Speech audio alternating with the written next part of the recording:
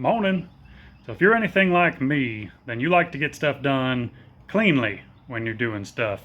I already made a video on how to change the oil on your bad boy Revolt, but I just figured out another way to get it done in a little bit cleaner way. This works with probably all of your stand-on commercial mower engines for an oil change, because a lot of them have the oil filter right on the side of the engine and it gets all over the place. So let me show you what I just did. So whenever you unscrew that oil filter right there, it generally has oil in it that drains all over the place. So I've already got the oil drained right there into that little cut down 5-gallon bucket.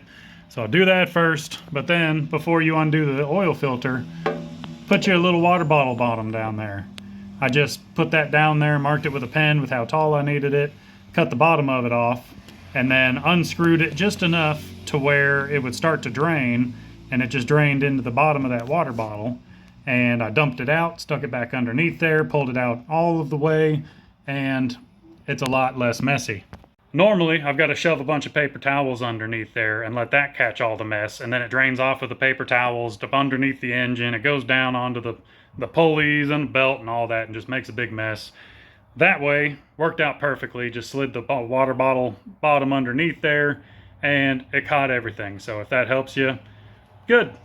If you don't want to do that, then don't. But a lot of these Kawasaki's have the oil filter right on the side of the engine like that, and it just kind of makes a mess every time. So if you do that, it'll make it a little less messy and you'll have less cleanup to do. So hopefully that helps. I'm gonna get back to work. Y'all be good.